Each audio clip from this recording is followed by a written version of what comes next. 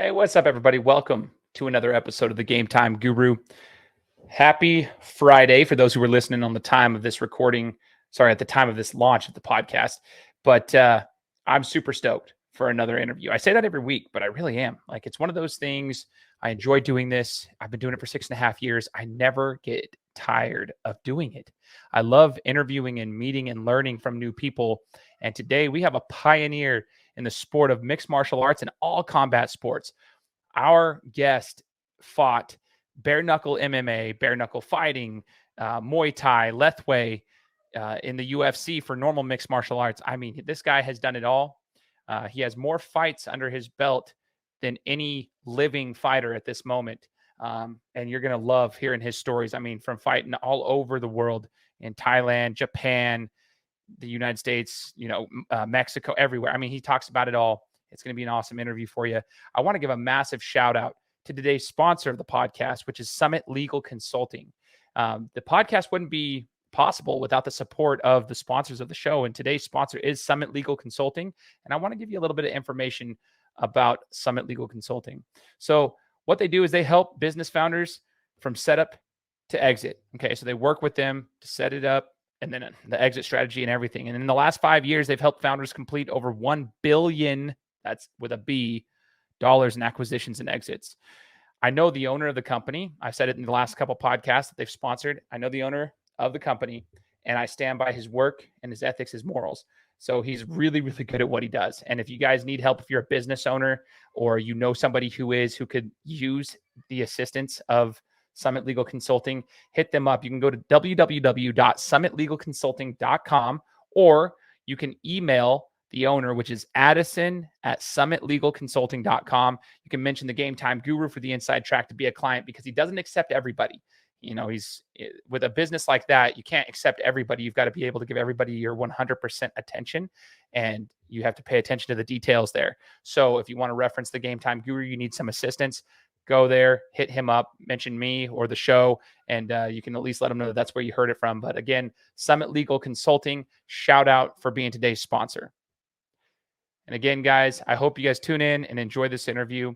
I only ask that if you enjoy it, please leave us a review on Apple Podcasts or a review on Spotify, because it helps the show go into more and more people's hands. That's how the algorithms work in those platforms. So if you listen to this podcast on Apple Podcasts and you haven't yet left a review on the show, please do so. You guys will really help me out by doing that. But get ready for this interview with a pioneer of combat sports. This is the Gametime Guru. So, what time is it? Game time!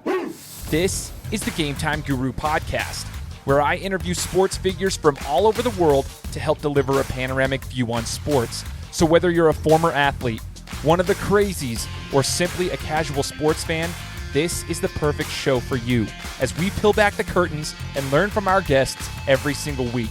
I'm your host, Shane Larson, and I'm helping you see sports through a different lens. What's up, everybody? Welcome out to another episode of the Gametime Guru podcast. My name is Shane Larson, host of the show, 6.5 years running. Super excited to get into another interview today, learning more from one of our sports figures, but I want to give a massive shout out to the sponsor of today's episode, which is Summit Legal Consulting. Shout out to Summit Legal Consulting. You guys heard about them in the introduction. This episode wouldn't be possible if it weren't for them. I appreciate their assistance and everything. I'm going to have their information in the description of this podcast, so make sure to check that out as well. And you guys might have heard in the intro, but I'm going to give a little bit more background. But today's guest, it's an interesting connection, because what I do on the side I have a full-time job. I run my own podcast, but I also do podcast production. And part of that podcast production is I work with the HJR experiment for Harrison Rogers. And I've had Harrison on the show talking about the UFL. I've had a couple of his fighters on the show just talking about their experience. And in the middle of doing that, I get to hear, and I was editing the podcast episode, and I am watching this interview with the guest today. And I was like, oh my gosh, this is sick. It's kind of cool for me because I'm a big fan of the sport of mixed martial arts, just all combat sports in general. And Shannon Ritch right here is the one who knows all about that. So we've got Shannon, the Cannon, on the show. Shannon, thanks for joining us, man. Hey, no problem, man. Excited to have you on here, brother. You are like the perfect fit for what I enjoy as a combat sports fan. Like you've done it all. And you like combat sports. And that's what I always tell people, like I'm a former boxer myself, just in the amateurs, but I love the sport of boxing, but I also love MMA and jiu-jitsu. Like I don't just pick one side over the other. I love them all. And I want to kind of get your background because you were like the pioneer of, like, you know, the early days of the UFC, but even before that, I mean, you were fighting anywhere it was possible to fight. So I want to rewind the clock. Oh, go ahead. Well, I was just going to say, man, it started in 1991 fighting bare knuckle. At the time, it's called Valley Tudo. You know, we're doing a Plaza de Toros in Mexico, all over Mexico. And they were doing these fights called, you know, no rules fights. So it's the chickens fight, the dog fights, and the people would fight. And by the time the people would fight, you know, everybody's drunk, this and that. Well, anyway, I was going down there during college, making $500 a fight, and that's way more money than I was making doing a regular job. So I was like, oh heck yeah, I like this. So then, you know, that progressed. You know, I won like 32 fights in a row. Nobody wanted to fight me anymore. They kept, you know, at that time it was any size, no rounds, no rules, no weight class. You know, I fought anybody from boxers to pro wrestlers to just to whoever. And then 1993 came around and the UFC came out. And that got me hooked, man. I was like, wait a minute, these guys are fighting in a cage. This is exactly what I want to do. So what I did is, did like anybody else, is if you want to figure out who's doing this, you go hang out with those guys. And I met a guy by the name of Dan Severn. He took me under his wing. We went out to Hawaii, fought in Super Brawl, in front of 10,000 people. You know, there's a boxing commission. It's regulated. So that was my intro to real MMA. At that time, it was called NHB, No Holds Barred. And, you know, that just launched a career to, you know, after 30-year career of MMA, I'm still fighting, and I'm 52 years old. And you know, I started fighting when I was 21 and been all over the world. You know, Russia, China, Japan, Canada, Mexico, Puerto Rico, Singapore, you name it, I've probably been there. Just fighting all over the world, representing Arizona. I'm a native to Arizona, born and raised in Coolidge, Arizona, go Bears. And, you know, it's just evolved. I watched the sport go from just this, you know, mutation and combat sport to an actual real professional sport. I mean, now guys are making big money. They're getting the notoriety. They're becoming famous. Yeah, man, it's crazy. My claim to fame is I have more MMA fights than any living fighter in the world. 237 professional fights. And, you know, am I the best fighter in the world? No, but I've won 8 world titles. I've won 32 belts, fought all over the world. I have a title belt at 155 pounds, 170, 185, 205, and heavyweight. I got 5 belts in 5 different weight classes. That's pretty cool, you know? Oh, that's really cool, man. And, you know, if we rewind it a little bit, so it's perfect that you even went into this, because it's exactly what I was going to do. I was going to rewind the clock. Yeah. Kind of see when you got into the fight world. So in early 90s, Valley Tudo, Valley Tudo, 91. like in Mexico. 91, yeah. So yeah. I guess my question for you here is this, like, what was the atmosphere like? You said that in chickens, dogs, and then people will fight afterwards. What was the atmosphere like? Did you ever feel kind of like, oh, this is kind of shady, you take your money and go back home? Like, how was it? 1,000% shady. 1,000%. It was dangerous, man. You know, you got a couple Americans going down to Mexico. What do you mean? I don't speak Spanish that well. I mean, I know a little bit. I speak Spanglish. And, you know, there's this big mob of people, and they're like, hey, who wants to fight the gringo? And, you know, you never knew who you were going to fight. There was no weigh-in. There was no weight class. There was, you know, everything was spur of the moment, you know, at the end of the night. If you got paid, usually they'll pay you, but if you got paid, you know, sometimes they forgot to pay you, you know. And you probably don't argue that either, do you? You're no, like, I guess we're out of here. Yeah, they got the little pistolero, and you know, it got to the end when, you know, I had won 32 fights in a row, and you know, I was making $500 a fight, and it got to a point where they weren't paying me anymore, and nobody would fight me, and so I just quit going. You know, it was getting a little dangerous, and I was like, I'm out of here. I'm done doing this. Naturally. Well, you talked about Dan Severn taking you over to Hawaii, right? And you were talking about is it called the Super Brawl? Yeah, Super Brawl. Can you explain that? That's like, was that your first time fighting in front of that many fans? I mean, 10,000 fans is quite a bit. Yeah, that was my first. That was kind of my first big fight. I mean, obviously, I had been fighting in these little smaller events. You know, when the UFC first came out in 1993, you had all these little tiny promotions to start popping up everywhere. Even here in Arizona, they had a thing called Rage in the Cage. It's actually the longest running MMA event in Arizona. And at the time, you weren't allowed to hit close fists. You had to hit open palm. So it was kind of like pancras. You know, you could kick, you could knee, you could elbow, but you had to hit them with an open hand. It was ridiculous. But when you went to the ground, you could hit close fists to the body, open hand to the face. So there were all these little rules and stuff. It wasn't regulated. So, I mean, there was actually a time we were going to fight at the Celebrity Theater, and John McCain came out and he shut it down and more or less said, if anybody fights, you will be arrested. Wow. So that's happened, and that's happened several times. You know, I fought in California many times, and what they did is, the boxing commission was trying to regulate this at the time. You got to remember, this is early '90s, and no one really knew what they were doing. I mean, we're just kind of making it up as we went along. So in California, what they did is they would get the sheriffs would come out and they would say, hey, this is illegal. You guys are going to get arrested, this and that. And we're like, well, hey, we're making a movie, and this is a movie script. And we had cameras and all that. So did it look like we're fighting? Absolutely, we're fighting. But when the sheriff came, then it turned into we're making a movie. And so that's how they kind of got away with that. I mean, that's when Tap Out with Charles and Dan. I mean, these guys were selling T-shirts out of the back of their van. We're talking early '90s. This is when it was still brand new. Tap Out was, throwing out their T-shirts, and myself and Jeremy Horn. I think we were the first sponsored fighters from Tap Out. So yeah, it was awesome, man. Yeah, it's crazy cool stuff. You get to be part. Yeah, you're part of the story though, like on multiple eras, which is so. Cool. It's definitely history. I mean, this is when you want to talk about the beginning of mixed martial arts, you have to go back to those NHB days.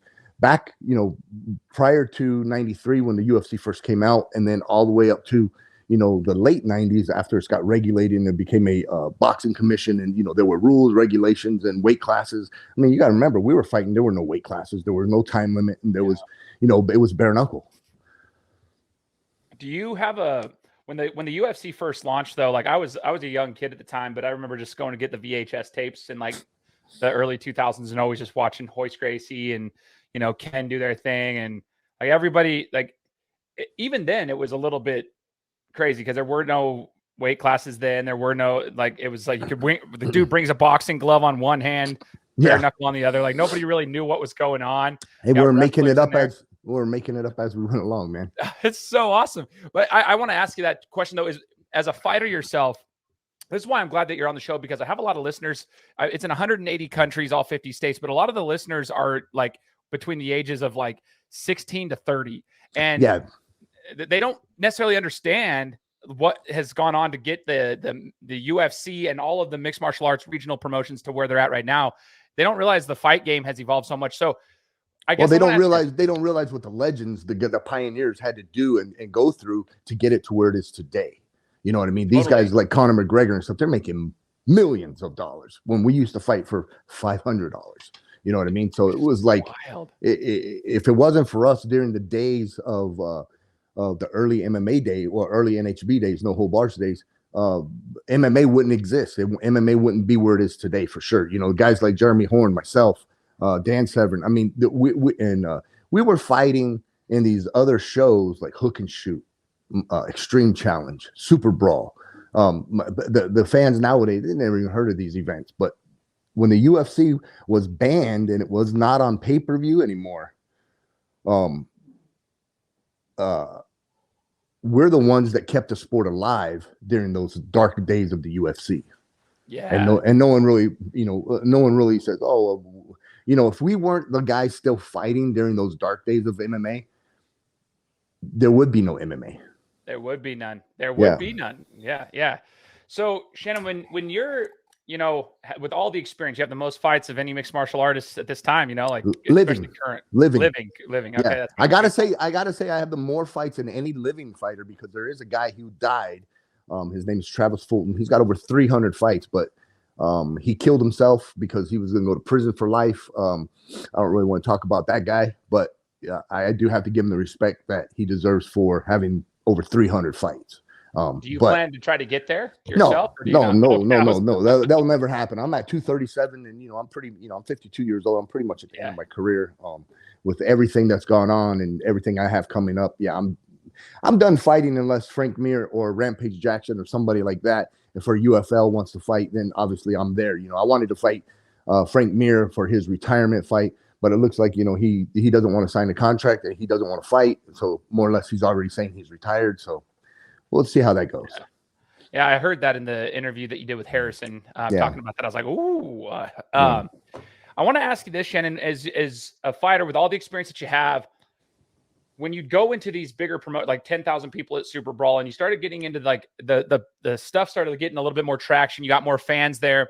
Obviously, there's a little more pressure. How did you as a fighter deal with the pressure? How do you prepare so that you don't get, like, I guess, shell shocked, so to speak? I mean, everybody prepares. You have your practice All-Americans, and then when the lights are on, they might just kind of shrink up a little bit and they can't perform to the best of their ability. I'm curious, you being part of the evolution of the sport, how were you able to deal with the noise that was starting to be gained everywhere? Well, the only way you do that is through experience. And, it's just fighting time after time after time, fighting, different arenas all over the world. And so when I got to highlight myself in Pride 11 against Kazushi Sakuraba, I mean, if you want to talk about Pride, at that time, Pride was bigger than the UFC. Pride was the Super Bowl of MMA. If you made it to Pride, then you were somebody, you know what I mean? So it was like being an American fighting in Japan in front of 100,000 fans. That shell shock of that, the lights, camera, action, and you get a little, off your game. That just comes with experience. If it's a guy, it's his first fight and he's doing that, then yeah, he probably won't perform to his full potential. But after, you've been in the game for a while and you've got that experience, then it's just another day at the office. Totally. Fighting is it's a weird sport. It's one of those that you learn more about yourself than any other sport, in my opinion. I've, competed in basketball, football my whole life. And then, like I said, boxing was one of them. I want to ask you this, Shannon, as a fighter, you can be as good as you want, but sometimes you'll get clipped. You know what I mean? I've talked to multiple fighters on the show just from various promotions of different things. Chris Sarro, bare knuckle fighting championships. He talked about that. He's like, you can be as prepared as you want, but sometimes you just get caught. Like you get clipped on the wrong, transition coming out of a clinch or something. And you get caught and you might lose a fight. And that's how it is. So he said you learn a lot from the losses. And I want to ask you, like, has there been a time where you got caught? And if you can maybe give some advice to any athlete out there, especially fighters, when you get caught, even though you prepared so hard for a fight, you might end up on the losing end of it. How do you rebound from that? You just don't give up. You don't quit. You know what I mean? I look at fighters now, they go out and they have 15, 20, 25 fights and they retire. Maybe they went on a 14 fight win streak and lose 3 in a row and then they quit. Man, I've lost 10 in a row, 15 in a row. By no means am I saying I'm the best fighter in the world, but man, I've got a ton of wins, but I got a ton of losses. I think you have to learn how to lose because when you win, oh man, everything's great. But when you lose, you're at the lowest part of your life and the depression comes in and this and that. And you're just, oh man, what the heck, is it worth it? Yeah. Don't quit. If you want to become a world champion, if you want to, pursue it like this, you got to know how to win, but you got to also know how to lose. And you learn from it. You learn every single loss. You learn from it.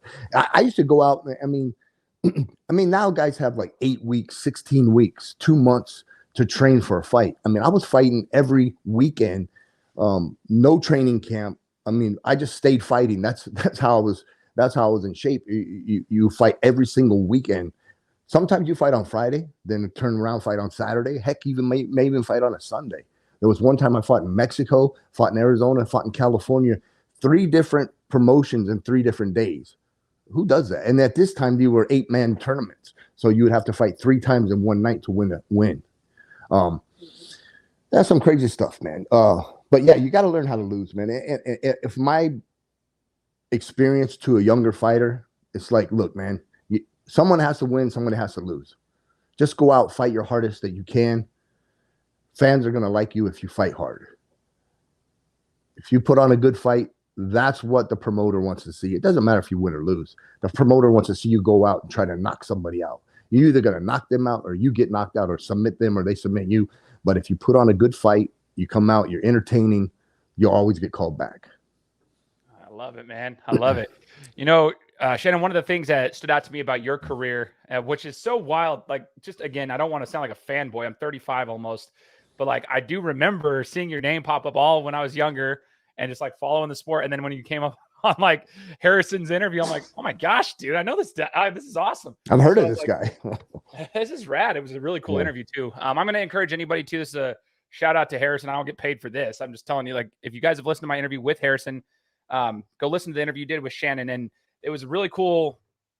It's cool to hear about Shannon's career, his acting career and everything, but it's also cool to learn about the UFL. I would encourage you guys to go check that out. We'll talk about the UFL here and just other mini promotions, little smaller regional promotions that are going on. But Lethway is what stood out to me about your career. Lethway is crazy, and a lot of people don't know about it. I got a friend of mine at work who told me, man, you got to get a Lethway fighter on your show someday. Like, it's crazy. And as I started studying it and watching it, it's not sanctioned in everywhere. It's just like the most the bare knuckle stuff. Talk about it. Yeah. So you got to remember, okay. So let's say Thailand has Muay Thai. Let's say United States, Iran, Russia, they have wrestling. Boxing is pretty much all over the world, but Lethway is Burma, Myanmar. So Lethway is Myanmar or Burma at the time. It's their national sport. You know, soccer, it's a national sport of Brazil, France. It's getting very popular here in the United States as well. But Lethway is bare knuckle, elbows, knees, headbutts, wrestling takedowns, and it's their traditional national sport. So if you fight Lethway, you're usually fighting Myanmar, you're fighting in Burma, and that's their national sport. Now, I went over there for Team USA. I'm one of, I think, 3 United States Americans that have fought Lethway in Burma in the indoor national stadium. I won a belt. I fought their national champion. It's a crazy sport, man. I'm going to tell you that right now. But I fought Lethway. I fought in Thailand, regular Muay Thai. I fought K1. I fought in Pride, MMA, and a wrestling. And I'm a Brazilian Jiu-Jitsu world champion. I don't think there's, and I'm a pro wrestler. So I don't think there's too many guys that have had my experience doing this whole thing. Didn't you have a BKFC or a... That's right. I forgot about bare knuckle. I'm 26-3, and I have the current United States International Super Fight Championships. I won that fight in Cancun, Mexico against a Hispanic guy. Yeah. That's right. Yeah. Dude, you've got it all. And I'm rocking F3. And I'm rocking F3, baby. Is that the jersey that you're wearing too? Is that the jersey that you all put together on your yes, sir. Line? Yeah. That's so sick, man.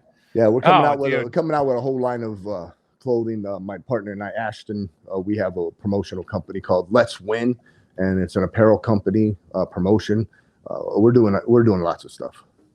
Heck yeah, dude. Let's go. We'll put that in the description too. Ashton was also on the interview with Shannon and Harrison. He got to talk a little bit about Let's Win. So I would love to put that here in the description because I thought that was sick too. I'm like, this is cool how like everyone's so creative. You got uniforms and stuff with it all. I think it's so cool. So Lethway, you talk about like you won over there. What's the atmosphere like in a Lethway fight with in their territory, in their country, you know, like what's it like fighting? I'll tell you this. We had to go to the United States Embassy and get sat down with the United States Marines who were the embassy Marines. And they said, look, we're going to be at the fight with you. If it gets out of hand, we'll escort you out and we'll take care of you. So during the fights, they started throwing oranges and chairs and water bottles and just everything into the ring. It got out of control. We had to get rushed into the locker room. That's just for our safety because these guys, they take it really, really serious. And if you come in and you beat their guys, it gets out of control. It's there was 20,000 people in the indoor national stadium. Now you got to remember the ticket price for this event. I think it was somewhere between $60 and $100, but that's a month's salary in Myanmar. So these people were paying to watch their champions fight Lethway for imagine a month's salary going for a ticket, and this place was sold out. Wow. So it was. They didn't want to see their guys lose for sure. There's a lot of financial risk on the line, man. No, dang, dude. So Shannon, go ahead. I was going to say, and that's not even half of it. I fought in Khabarovsk, Russia, in an 8-man bare knuckle, no rules event. And when we got there, the building we stayed in still had bullet holes because there had just been a war. And, I got my money coming off the plane. It was an 8-man tournament. I got my show money. I was not supposed to win. I fought a guy who was the Belarus national wrestling champion, and I beat him. And then I fought the Sambo world champion, and I beat him. And I actually won the 8-man tournament. And then they let me take a picture with the belt, and they said, we'll pay you the money. We'll wire it to you. So I never got the win money, and I never got the belt. Course just not. Stuff like that, man. You know what I mean? But you're dealing with the Russian mob, so I mean, what are you gonna do? Are you gonna pop off? Man, No. you've dealt with some interesting characters throughout your career. One of the things with bare knuckle, just any kind of, whether it's lethway, just normal bare knuckle boxing, bare knuckle fighting, whatever it is, mixed martial Bare knuckle arts, MMA when it first started. Bare knuckle MMA. Yeah. I'm curious, have you dealt with any injuries to your hands from the bare knuckle side of things? Do you find it's better than wearing gloves? Because some people actually argue that it is better. 1,000% better fighting bare knuckle than it is with a glove. And why is that? I would love to hear what you say on that. Okay, so when you fight bare knuckle, you have to have precision. To me, it's precision. I'm not just swinging for the fences because I get you on top of the head, I break my hand.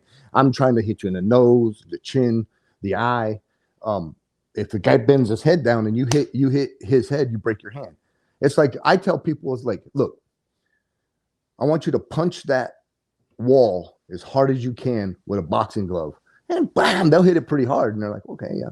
Now take the glove off and now punch that same wall hard as you can, bare knuckle. That's the difference. Dang, dude. Yeah, it's hard. Yeah. So, have you experienced any injuries? Like, I guess my question Dude, is, I've injuries had in bare knuckle? No. I've had more injuries in boxing, kickboxing, and MMA than I ever did in bare knuckle. Interesting. The worst injury I ever had in bare knuckle was I got thumbed right in the eye, and I couldn't see out of my eye. Black eye, swollen. I was fighting in London in the O2 Arena against a monster, and he thumbed me like 15 seconds into the first round. End up going to the second round, but I got TKO'd because I couldn't see out of my left eye.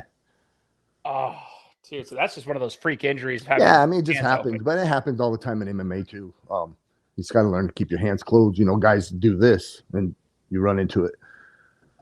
But yeah, I've had broken hands, broken thumb, broken wrist, broke the wrist twice. I had a patella tendon rupture in my knee. I was out for a year. Broken nose 3 times, broken ribs, broken toes. Yeah, man, it's broken. Dude, breaking a rib hurts. That's like a bad thing. Yeah, man, it comes with the territory. You know what I'm saying? Yeah, you fight, it's all part of it. Yeah, it's all part of it. No, that's cool because you keep going. That's why I was asking. Like, if you even people would probably just look and be like, "I bet he's just been healthy his whole career." No, you go through the injuries and you come back from them. Dude, breaking a rib. And here's another thing: you never. And actually, you know what, man? I've been hurt worse in training than I ever did in the fight. Cuts, broken bones, noses, and stuff like that. But you never fight completely healed. You know what I mean? Because you're in this training camp and you're just giving it your all. You're injured. I don't know any fighter who's ever went into a fight not injured. They're going to be like, "Oh, I'm 100%. I'm 100%." No, you're not. You got a strain here. You got a pull there. You got, a torn muscle here. You got fracture. I mean, heck, I fought with a fractured leg. I had a stress fracture in my leg. I taped up my legs from my ankle to my knee, both legs, because I didn't want the opponent to know which leg was fractured. I fought with a broken wrist. I broke my wrist. Actually, I broke my wrist. I was choking a guy in London. His name was Mark Weir. Fought in the UFC, and I'm choking him hard as I can, and I fractured my own wrist on his chin because his chin was down. So after the fight, I put the cast on. We go get it checked out. I got a cast. Not kidding, man. 7 days later, I get a phone call from Scott Coker. He's like, "Hey, you want to fight Frank Shamrock in K1?" I'm like, "Well, how much you paying?" And he said, "Well, I'll pay you X amount." And I go, "Okay." So I just took the cast off and I fought Frank Shamrock left-handed. Wasn't the smartest thing in the world to do, but hey, this is what I do for a living, man. I try to make money. You got paid. So that brings up a question then too. So Shannon, the evolution of the fight game, there's been a lot of progression in the game, and I respect that. I think it's really cool. But one of the things, as you're probably aware, with like Harrison Rogers is trying to disrupt the industry in the sense of insurance for fighters. That's one of the big things for his promotion, the UFL. Right. Whereas no promotion that I am aware of, including the UFC, provides healthcare for the fighters during camp. No one round. does. So no one gives you healthcare. Is that why you're fighting? Like, okay, so you just said like Frank Shamrock getting an opportunity to make $1, you know, like you're going to make some cash. You got a broken wrist, go in and fight. Like, do you think if you could go back in your career, if you might have had that opportunity, would that have changed the way you approached camps and approached fights, do you think? 100%. If I had health insurance during those times, yeah, I wouldn't have had to fight. I could have just got my bills paid and healed up. Why do you think promoters, like, I maybe you can't speak for them, but why do you think more promoters haven't done that? Why is Harrison the first to do it? You know, it's that whole thing of, are you fighting for that company or are you a subcontractor? If you're a subcontractor, then you're supposed to take care of your own medical, all your own expenses. But if you're an employee of that company, they're supposed to take care of you. And the whole debate is, are you a subcontractor or are you an employee? You know, you fight for the UFC and more or less they've locked you in a contract. You can't fight anywhere else. You have to wear their sponsors, so you can't go get any other sponsors. And they let you maybe fight 2-3 times a year. Now, if you're on the undercard and you're just coming up, how are you going to make a living on 3 fights a year? Yeah. It's very hard. It's very hard. So to me, they should, if you are fighting for them that way, they should make you an employee, pay for your health benefits, and put you on a salary. Anytime you're in a contractual, it's so interesting. And again, I can't speak. I think Dana White's done a great job, you know, growing that. Dana White has done an amazing job making the UFC what it is today. He took it from nothing and turned it into an international mega sport. But that is for the company side. I want to know about the fighters, man. How are the fighters getting taken care of? Because you're not going to have an event without the fighters. 100%. So I think, to me, I mean, I've been in this game 30 something years. I think you need to take care of the fighters. I'm always going to go to the fighter side, not the promoter side. But but you got to remember, I understand why the UFC does the way they do. They're making money hand over fist. And why do they do it? Because they don't have to. You know, do they have to give insurance? No, they don't have to do it. But I have heard through the grapevine that if you get hurt in the UFC, they do take care of you. So that's one thing is, you know, Dana will take care of guys. I've heard him flying people on a private jet, take them to the hospital, paying all their hospital bills. I've heard those stories. So sometimes you don't hear everything, but because I'm in the game and fighters talk, they're like, hey man, you know, I broke my arm or broke my leg and Dana took care of everything. So you know what I mean? Yeah, I had a feeling that was probably the case. You know, they're just very discreet about what they disclose, and that's fair. That's exactly the business he does. So, exactly. I have a question for you, Shannon, on your fighting career. Of all the promotions you've been in, I mean, you even referenced Brazilian Jiu-Jitsu. I think most people might have skipped over that fact. Like, you know how to grapple. You're not just a striker. What's the hardest, I guess, event to fight in your opinion? What was the most difficult? Was it a boxing match, a bare knuckle MMA match, whatever it was? What was your hardest one? I'm going to say fighting in Thailand doing Muay Thai. When you fight a Muay Thai fight, you are coming out. I don't care if you win or lose or draw. You are coming out injured. Your legs are going to be battered like getting kicked with a baseball bat. You know what I mean? So to me, Muay Thai is the most brutal sport, hands down, that there is.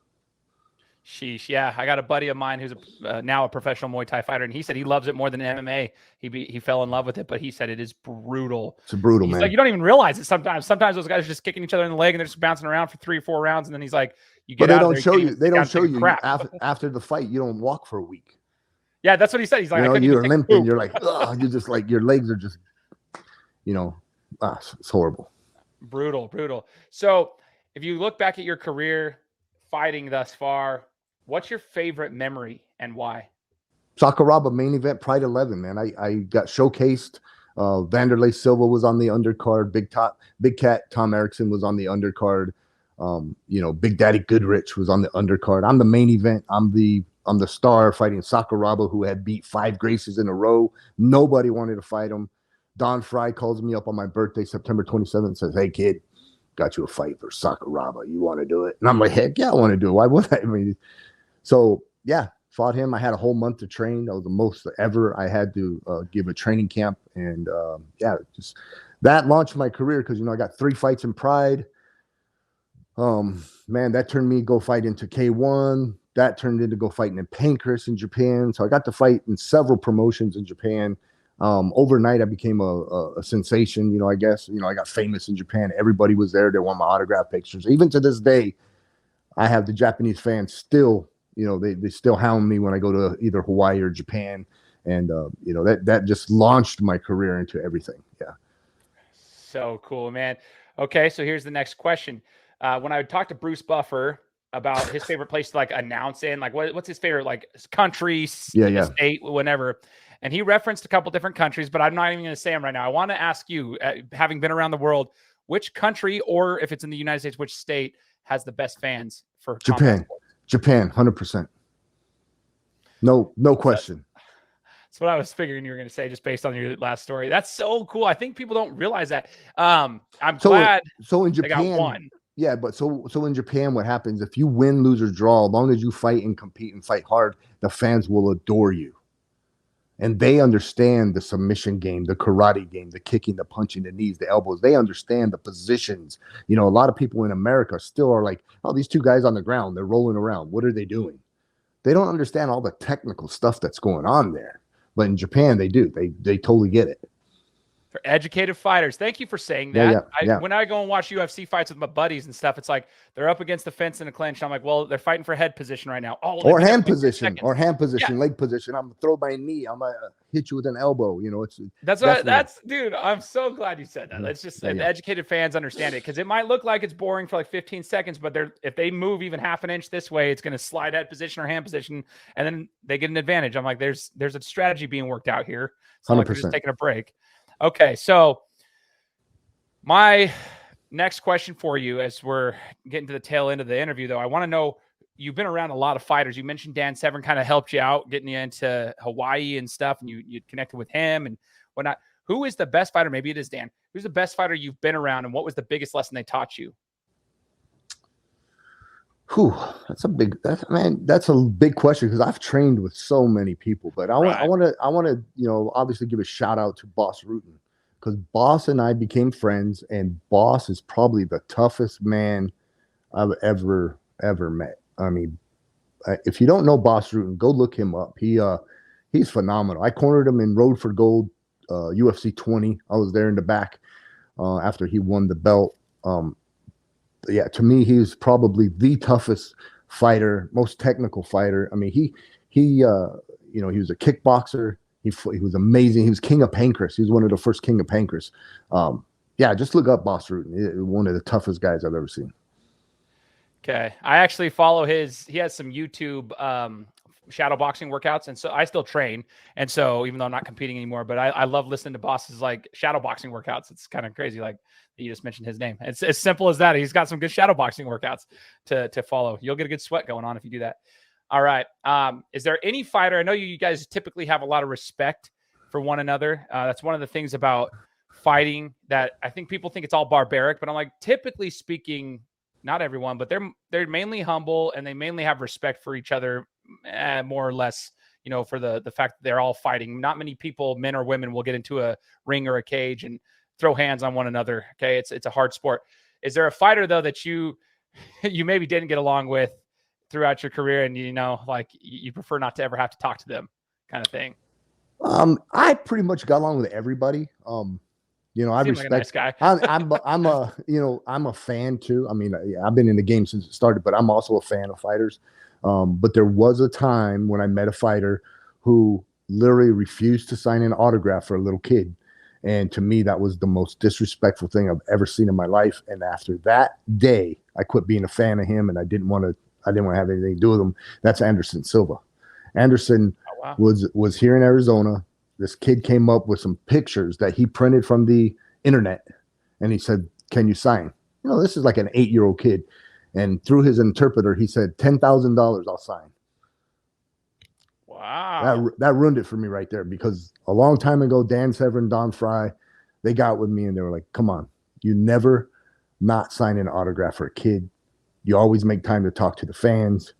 And to this day, you know, I will always sign an autograph. I'll always talk to the fans. If it wasn't for them, then then who are we and what are we? Yeah, for sure. And I'm not sitting here. My point of that question was not to like down any other fighters, but I have a similar experience. Shannon, I have a similar experience when I was 8 years old. So it's funny you said an 8-year-old.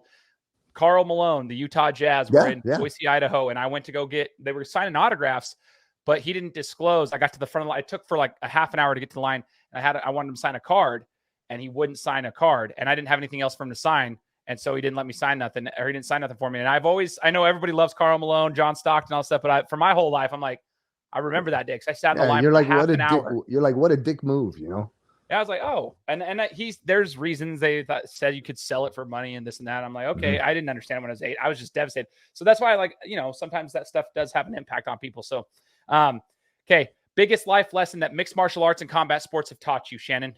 Biggest life lesson. It's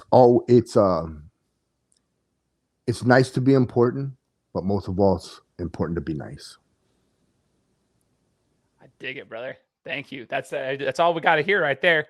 And if you were to give advice, go ahead. Do you have something to elaborate on? No, I'm just saying, man, you got to be nice to everybody, and you want to be treated the way you want to treat people, and people want to treat you. So it's like, guys, come on, sign the autograph, take the picture.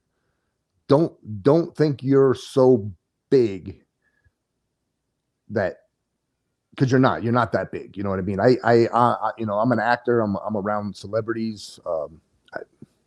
Tons of different celebrities, either an athlete, actor, whatever have you. And I've seen the attitudes. I've seen the guys with the big egos and stuff. And I'm just like, why?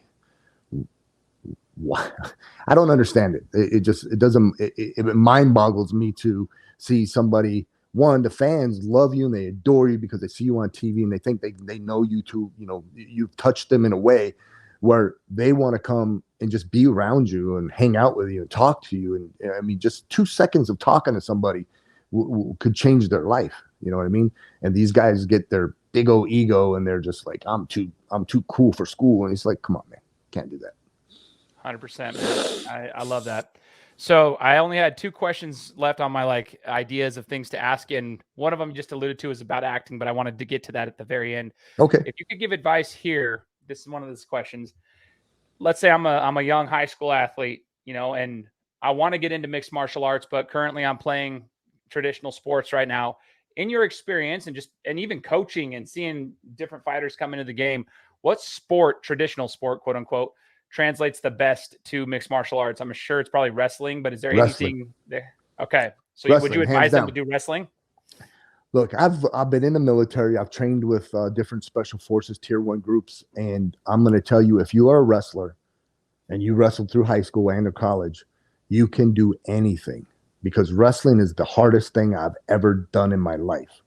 If you can wrestle, I mean, I'm talking about go through the whole season and be a wrestler. If you can do that, wrestler life is easy. Wrestling is the hardest thing I've ever done in my life. Man, that's actually pretty deep. I had the CEO of the company I currently work for. His name's Russell Brunson. If you Google him, you'll hear about it. He's an entrepreneur now, and he was a college wrestler. He still does like the older man tournaments and stuff. And he said something very similar. He said there's so many parallels between wrestling and his business. Like there's difficulties, and you just learn the mental toughness of things. So it's crazy to hear you say that. Yeah. All right. So acting, Shannon, as we get to the end of the interview, just acting, you're an actor, and that's something that I wanted to highlight here. I didn't want to just keep it on the sports side of things. You do a lot more than just fighting, right? And that's what's so cool about it. I wear a lot of hats. Yeah, you do. And it's cool, though. It's cool. You get to do the acting side of things. When did you get into acting? Like, how did that even come about? And I guess what's the hardest part about it? Yeah, so I'm a black belt under Carlos Machado. I'm a 4th degree black belt, and I've known Carlos for years. So we were out in Dallas, Texas, and we were training. And at the time, there was a TV show called Walker, Texas Ranger. And Carlos Machado was, Chuck Norris's coach. And so there was an opportunity where they needed some tough guys to come in and play these small roles. And that was literally my first introduction into the acting world. And so I got to do 2 episodes on Walker, Texas Ranger. I did iCarly. I did Numbers. I did CSI Las Vegas. I was on the History Channel. And so that kind of got me the acting bug. And plus, I've been pro wrestling for over 20 years. And so professional wrestling is nothing but acting. So if you can do that, then acting is easy. I have one of my directors tell me, says, dude, you're a natural. As soon as the camera comes on, you're on. And it all stems back from doing the pro wrestling. But since then, I've worked with Mel Gibson. I've worked with Bruce Willis, Frank Grillo, Kevin Dillon, Mickey Rourke, Michael J. White, Randy Couture, Donald Cowboy Cerrone,